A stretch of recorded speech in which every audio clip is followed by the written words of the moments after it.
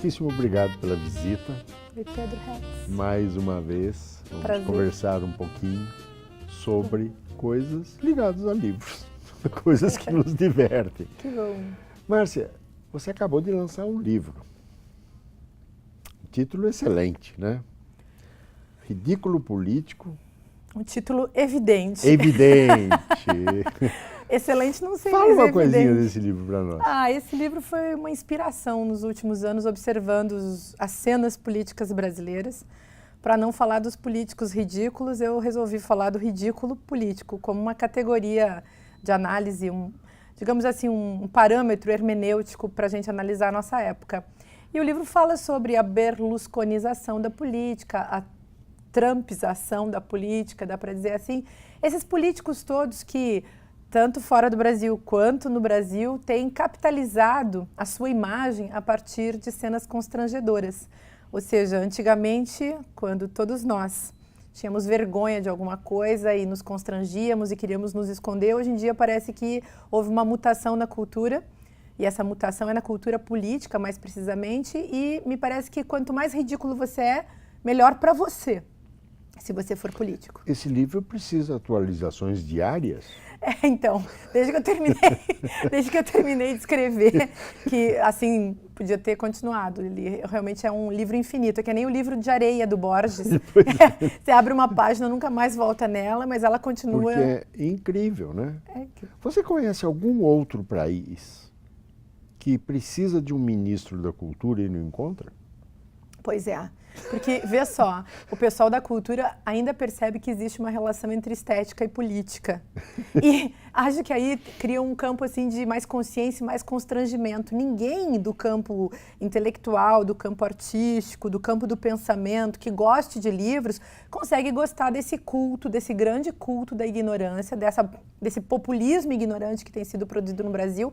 A gente está vivendo, o nosso país, gente, está vivendo, acho que você vai concordar comigo, Pedro, porque é um obscurantismo da pior espécie. Com certeza. A gente está num período obscurantista em que aquilo que é ignorância tem valor, aquilo que é estupidez, agressividade, falta de respeito, falta de desejo de conhecimento, descompromisso com a verdade e todas as peripécias, enfim, que esse tipo de postura envolve. A gente está vivendo nessa situação. Então, o livro fala disso, né? Mas é incrível, né? Para onde nos encaminhamos. O ministro da Cultura renunciou, um novo não aceitou, novos convites e está vago o cargo. Pois é. Então, isso é um sinal dos tempos. Que coisa, quer dizer, é um país que anda só para trás, né? Eu acho que sim, é uma situação desesperadora. E anda para trás num sentido técnico. Vamos dizer assim, se você pensar no eterno retorno do mesmo, que era uma conversa que, por exemplo, um filósofo como Nietzsche no século XIX tinha. O que era esse eterno retorno do mesmo? Era o retorno do ressentimento, o retorno daquilo que não tinha sido elaborado. E nós somos um país que não elaborou várias questões na história, questões que vivem se reatualizando, se repetindo. Acho que a gente tem que rever a história da nossa política, a história dos nossos preconceitos, não apenas no sentido de fazer um balanço histórico, mas no sentido de perceber como isso ainda é genealógico, né? Como isso está funcionando no nosso momento presente. Em palavras assim muito simples, a gente está repetindo erros, voltando para o século XIX, retrocedendo. Existem várias discussões que no Brasil hoje são sinais de um retrocesso cultural, de um retrocesso político, de um retrocesso no campo dos direitos. Pensa na questão dos direitos trabalhistas, por exemplo. Então, a gente vai muito mal como nação, a gente vai muito mal também na nossa mentalidade. O avanço dos preconceitos é uma coisa aterradora. Não é possível que a gente volte a promover preconceitos que já deveriam ter sido ultrapassados entre nós. Ou seja, em vez da gente produzir um diálogo bacana na sociedade para ver se a gente desmonta essa cena pérfida do passado. Até na saúde. Sim. Doenças que estavam erradicadas estão aí de novo. Não é uma coisa curiosa? Sífilis, tuberculose, tem várias doenças que eram do século XIX. E em política isso é muito interessante também, porque as cenas se repetem e certos personagens que já foram assim personagens de terror, pensa que no século XIX, o século XIX é o século da literatura de terror, é o século do niilismo, é o século da loucura, das histerias, enfim. Nesse período que é também um século do positivismo, do desejo de ciência, enfim, mas é um século da escravidão e da discussão também no Brasil, no Brasil e no mundo, né, acerca do lugar também da escravidão no contexto da sociedade capitalista, né, e isso é uma coisa interessante da gente pensar, porque a gente volta atrás e a gente vê, por exemplo, os nossos políticos no Brasil muito associados a essas figuras de terror. Márcia, como se o imaginário tivesse voltado. Mas na sua percepção, em cima de tudo isso que você está falando, o que funciona no Brasil? Poxa, Pedro, que pergunta. Que pergunta irônica. Pedro Hertz, agora você foi muito irônico. O que funciona no Brasil? Eu sei que a resposta é difícil, que eu me faço a mesma pergunta e não acho a resposta. Nem o futebol funciona mais no Brasil. Só triste, não é? É muito então, triste. A desigualdade funciona no Brasil. Cresce, não é que ela funciona. E no pior sentido, ela funciona no sentido neoliberal. Ou seja, aquela meia dúzia de pessoas que se dão bem, continuam se dando bem e cada vez melhor. Justamente porque uma massa imensa da população, as classes inferiorizadas, ou até as classes que pensam que estão numa boa, como uma certa classe média, vão muito mal. A gente está numa linha se encaminhando assim, para o pior a cada dia. E eu não estou querendo ser pessimista, porque eu sou uma pessoa muito otimista. Eu sempre acho que a gente deve continuar, inventar, lutar, recriar, ressignificar. Onde tem tentativa de mudança, eu estou junto. Mas eu estou vendo que o Brasil tem forças, digamos assim, nós estamos subjugados a forças muito poderosas, os donos do poder no Brasil, mas também uma estrutura. Os que estão soltos ou os que estão presos? Não, acho que eu penso mais, Pedro, em termos de desigualdade social mesmo, sabe? Social. Inclusive a própria questão da corrupção. Acho que no Brasil isso está sendo muito mal trabalhado, inclusive pelos próprios intelectuais. Mas se você ler a carta de Pero Vaz de Caminha, é aí que começa a história da corrupção no Brasil? A corrupção, a do Brasil... Deve ser, porque a gente não conhece a história da corrupção entre os povos que aqui viviam, mas a corrupção faz parte do poder, sempre vai fazer parte do poder. A gente tem que pensar na corrupção, nesse momento, como sendo também um signo do jogo do poder. Então, a luta contra a corrupção, por exemplo, gastou muito mais dinheiro e atrasou muito mais o Brasil do que a corrupção histórica do Brasil. E isso, claro, não se deve nunca defender a corrupção, e não é isso que eu estou fazendo. Mas estou colocando que pode-se usar também a luta contra a corrupção de uma maneira corrupta, como tem sido feito no Brasil. Então, acho que as pessoas deveriam, todas as pessoas, eu, você, todos nós, a população brasileira, a gente tem que pensar mais. Eu, como professora de filosofia, como escritora, eu vivo preocupada com isso. Como é que a gente faz para aprofundar um pouco as nossas ideias, para melhorar a nossa mentalidade, para encontrar os substratos, né, os subterrâneos disso tudo que a gente fica acreditando e que a gente às vezes fica falando e fica defendendo? Eu fico muito preocupada com isso, eu fico preocupada com os procedimentos mentais das pessoas, sabe? Com as construções de linguagem que elas fazem sem perceber como elas estão usando. Pensamento pronto, né? Você que é professora, por que o Brasil vai tão mal na escola? Tem um projeto muito ruim também em relação à educação no Brasil há muito tempo, né, Pedro? Mas cada ano pior? Cada ano é pior porque vamos pensar assim em termos de educação nas condições do neoliberalismo. Essa é uma questão. Interessa uma educação formativa no Brasil hoje? Não. Não interessa, porque não é interessante que digamos, as grandes corporações, os donos do poder, os donos do grande capital, os meios de comunicação de massa, não é interessante que as pessoas se tornem mais lúcidas, mais cultas. Mais lúcidas, mais cultas, portanto mais inteligentes, portanto mais pensantes. Quando a gente se torna mais pensante, a gente quer uma vida diferente, a gente começa a valorizar outras coisas. Se o capitalismo, por exemplo, é uma ideologia que vende para nós um certo desejo, quando você começa a ler os livros, começa a conversar com outras pessoas, entrar em contato com outras culturas, com outras ideias, começa a ver vidas diferentes e ter outras experiências. Mas essa atividade é proibida aqui. Então, assim, uma educação sincera, honesta, verdadeira, nos levaria a isso. Levaria a uma abertura das nossas mentes, levaria a uma ampliação dos nossos horizontes de compreensão. então do mundo. A gente seria menos preconceituoso, a gente seria mais solidário, a gente pensaria mais na sociedade, a gente pensaria até num sentido estratégico. Se a minha vida for boa, se eu for uma pessoa que dou certo, que cuido de mim, que ajuda os outros, a vida de todo mundo vai ser boa. E estou falando assim em nome de uma ética, não em nome de um individualismo, né? Mas acho que no Brasil o projeto da educação está abandonado porque esse projeto não é lucrativo mesmo, nesse sentido, digamos, do grande capital.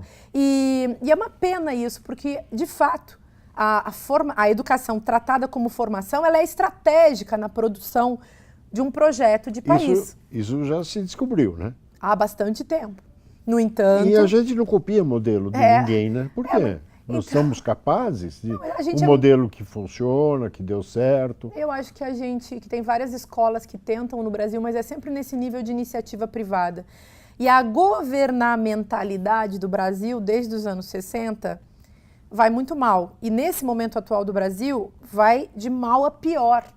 Então, toda essa política de choque, essa economia política de choque neoliberal, está pesando demais sobre nós. E nesse momento, a educação é uma das coisas que menos interessa cuidar, porque, digamos assim, essa política não prevê espaço para a educação. E realmente a educação, nesse sentido, é absolutamente estratégica. Ela precisaria ser cuidada, protegida. E não só, vamos pensar assim, não apenas a educação formal da escola, mas a educação nesse sentido cultural, no sentido da formação da cultura. Então, educação e cultura andam próximos. Nós nos formamos tanto na escola quanto na vida. Quando você assiste um programa de televisão, quando você faz uma pesquisa na internet, quando você lê um livro, quando você vê uma novela, quando você vê uma propaganda, não interessa. Tudo isso são elementos que vão formando você como pessoa. Nós introjetamos aquilo que a gente percebe. E isso é fundamental que seja pensado para que a gente modifique a estrutura. Só que não há interesse público e nem um grande interesse também privado. Se você fosse convidada para assumir o Ministério da Cultura, você aceitaria? Na época do Lula e da Dilma, aceitaria, com o maior prazer. Hoje não? No desgoverno de Michel Temer, nossa, eu acho que todo mundo tem vergonha alheia desse governo. A gente está sofrendo demais com o que está acontecendo no Brasil desde o golpe e a gente sofre demais, a gente não entende metade das coisas que estão acontecendo, nós não estamos entendendo o grande xadrez dessa nova ordem ou dessa nova desordem, mas eu acho que mesmo assim, se a gente tivesse um governo minimamente razoável, já seria muito difícil. Hoje em dia não dá para chamar isso que está acontecendo no Brasil mais nada de positivo. Então, a gente fala governo, mas na verdade é um desgoverno, é uma destruição do Estado em nome de um acordo neoliberal prévio. Mas isso contra o Brasil isso que está acontecendo hoje. Você não acha que isso é uma coisa que vem vindo? Eu acho. Isso não nasceu agora. Isso é um processo. É um processo. O neoliberalismo não nasceu no Brasil. Não foi Michel Temer que o inventou, ele até porque não teria inteligência para isso. Mas o neoliberalismo é uma política econômica que vem sendo gestada desde o liberalismo. E se a gente pensar no neoliberalismo americano antes no neoliberalismo alemão, quer dizer, esse redesenhar do liberalismo, hoje a gente é cobaia disso. A América do Sul, América Latina e vários países do mundo sempre foram cobaia disso. Cobaia desse procedimento que não é só um procedimento econômico, ele é um programa de governamentalidade. Que modelo, se você fosse a autoridade, pudesse pegar um modelo e copiar, qual seria esse modelo? Então, qual seria um modelo interessante para pensar o Brasil? Eu acho que o Brasil podia fazer um projeto democrático de governo chamando os vários setores da sociedade para conversar. Eu começaria pensando o Brasil a partir de uma política de escuta. O que os povos, o que os setores, o que as pessoas precisam. Eu não imporia jamais, em sendo, sei lá, governante em qualquer instância, eu jamais imporia a minha visão de mundo. Eu não aplicaria nenhum tipo de neoliberalismo ou de socialismo ou de perspectiva comunista ou de perspectiva feminista, pura e simplesmente, que aliás é uma que eu gosto muito, ou ecofeminista, que é uma coisa que eu gosto muito, simplesmente tirando da minha cabeça e jogando para as pessoas terem que assumir. Eu conversaria com setores da sociedade e produziria primeiramente diálogo. Mas existe algum modelo que você pode eventualmente copiar? Em algum lugar do mundo? Não, eu acho que a gente pode se inspirar. Uma experiência que deu certo? Então, experiências que deram certo, assim, aplicáveis ao Brasil, eu acho que não, porque o Brasil é muito diferente. Não adianta a gente pegar, assim, o parâmetro norueguês, finlandês, sueco. A gente pode pensar nas iniciativas... Na íntegra, assim, setorialmente falando. Você pode pensar no que se fez em termos de educação na Finlândia. Ou você pode economia, pensar de tudo, transporte, o que você quiser, saúde, o que você quiser. Então, você pode pegar várias coisas interessantes que tem na Índia, que tem no Japão, que tem até nos Estados Unidos, que tem na Espanha, que tem em muitos lugares, e tentar produzir uma coisa nova. Eu gosto muito de pensar em termos de ecofeminismo. Pessoalmente gosto do ecofeminismo. Não, eu falei de copiar. Quer dizer, algum modelo que deu certo que daria para trazer. Não, assim, copiado... Na sua opinião. Eu acho que não assim, tipo, vamos aplicar.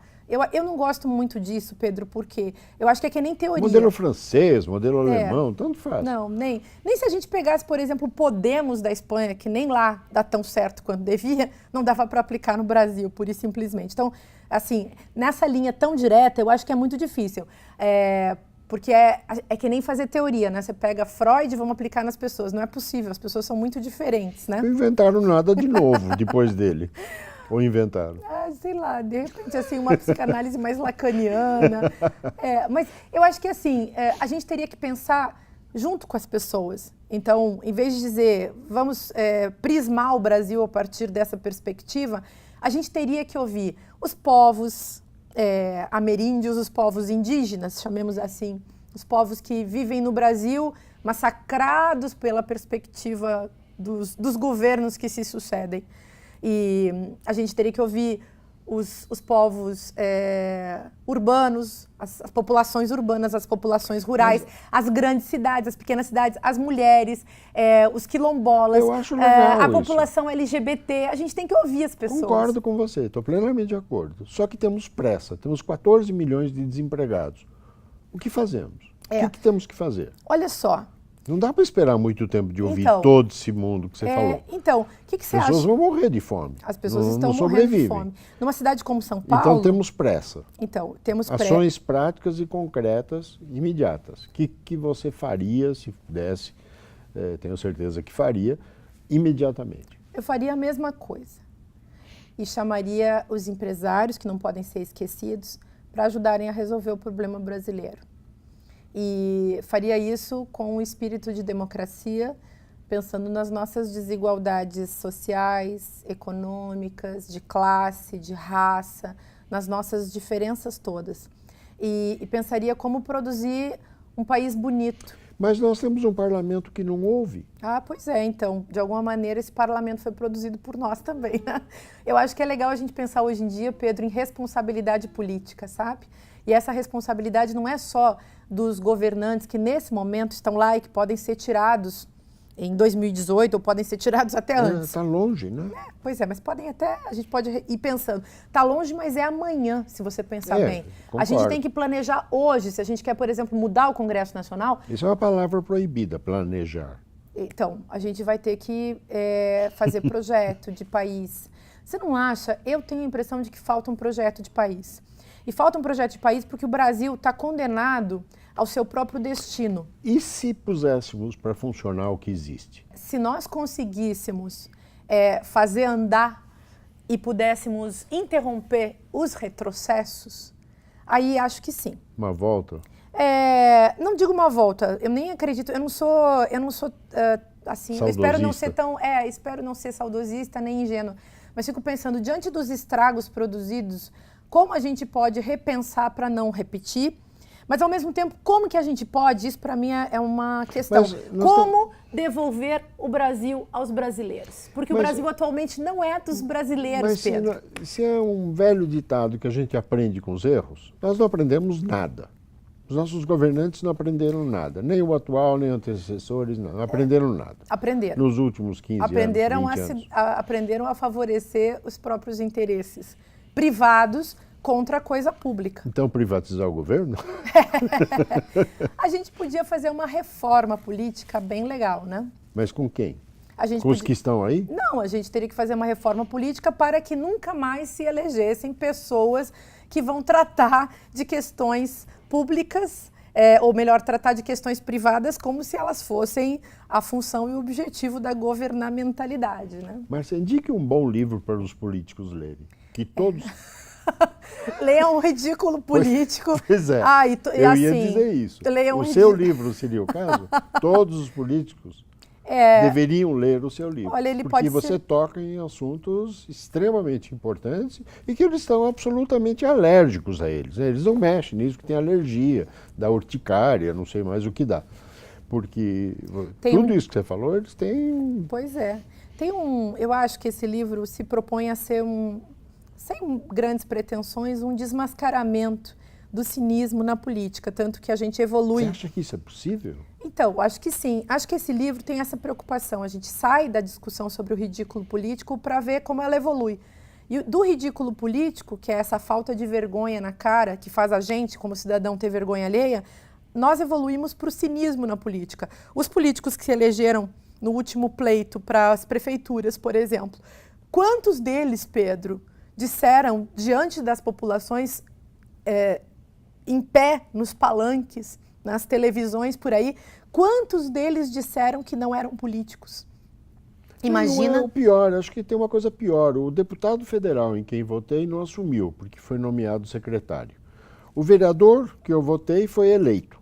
Não assumiu porque é secretário. Eu não voto em secretário. Pois é. Não voto em ministro. Pois é. Você veja, então é um modelo político. Né? Então, esses candidatos me iludiram. Eu fui lesado por eles. Acho que é um assunto a se pensar. Os que nós pusemos lá não foram porque, sei lá, receberam lá o convite para ser presidente de Pescobras ou coisa que eu valho. Então, nós somos lesados pelos políticos. Somos. E nesse nível até anterior. Você sabe, você pode ser traído, você pode ser lesado, você esperou, teve uma expectativa que não se concluiu, ainda que você tenha tido a sorte de eleger a pessoa, não se realizou. E antes mesmo, muitas dessas pessoas saíram pregando uma peça em você, não apenas prometendo o que não pretendiam cumprir, falando aquilo que sabiam que na crendice popular política poderia render votos, como se fossem religiosos, como se estivessem pregando uma peça em qualquer pessoa. Mas isso que me preocupou muito, e eu escrevi muito sobre isso nesse livro, que é esse desplante, né? Essa falta de noção, mas o melhor, é um excesso de noção, na verdade. É uma falta de respeito com o outro. Se eu estou filiada num partido, se eu estou subindo um palanque para fazer campanha, a minha campanha, o partido é político, a campanha é política, eu estou fazendo um discurso. Para me eleger é um discurso político, eu não posso chegar na frente de ninguém e dizer eu não sou político. Nesse momento eu teria que perguntar, o senhor é um unicórnio? O senhor é um ornitorrinco? O que o senhor é se não é um político? Outra, a gente, assim, não pode mentir, né? Mas é o que está em jogo desde sempre. Só que eu acho que isso se tornou sofisticado e aí que vem a questão do cinismo. Nós, como população, nos transformamos nos otários. Na hora que a gente aceita isso e que a gente não consegue fazer nada contra isso, se constituiu o cinismo por conta justamente da colocação do outro na posição de otário. O cidadão é o otário desse momento, Pedro. Tudo que está acontecendo no Brasil é um arranjo entre otários e cínicos. E só nós, cidadãos, é que vamos poder modificar essa estrutura. Por quê? Porque o sistema político... Através do voto.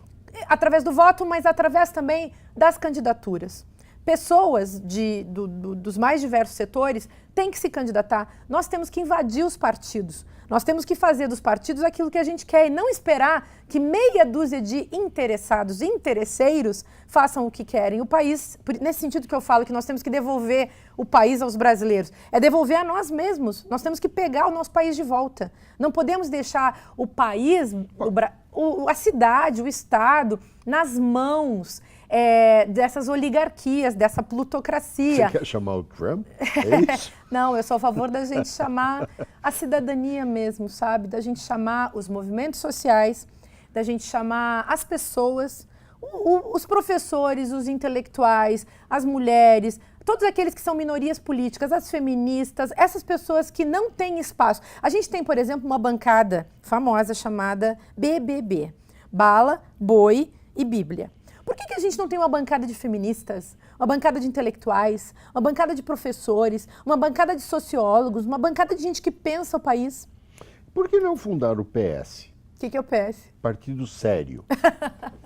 Pois é. Um partido sério. Tem gente que ia levar na brincadeira, Pedro. Eu Pois aqui tô é. rindo, ó. Você está rindo? Pois é. Que é impossível? Pois é. Não, É acho que utópico? eu acho que a gente pode fazer, sem pensar numa democracia no sentido idealizado, que não nos levaria talvez a lugar nenhum, mas pensando numa democracia mais radical, uma democracia que pudesse incluir os cidadãos, as diferenças, os diversos setores e nos colocasse num patamar que não fosse hipócrita e cínico, para falar de política com sinceridade, com honestidade, sem ficar, digamos assim, sob o jugo desse populismo ignorante, desse populismo da E é enganação. alimentado, né? Sim, diariamente, todo o A tempo, cada minuto. pelo executivo, pelo legislativo e pelo judiciário. Por todos. Põe o judiciário junto, porque Então, claro, também eles estão brigando entre si agora. agora vão se E devorar uns agora? aos O que nós outros. fazemos? Uma boia salva a vida para cada um? Márcia, infelizmente o nosso tempo está se esgotando. Nossa, que Eu vou rápido. rapidez, gostoso, útil, sincero, com Tomara, muito conteúdo para reflexão. Que as pessoas, por favor, ouçam, revejam o programa toda vez que assim. Tem muita coisa séria que foi dita aqui pela Márcia, além de não esqueçam de ler Ridículo Política, que acaba de sair da Márcia.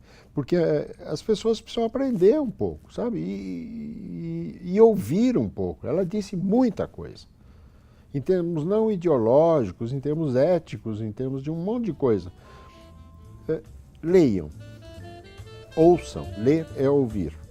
Márcia, Obrigada, obrigado. Pedro. Obrigada pela conversa. Foi ótimo. Prazer demais. Obrigado. Obrigada a você.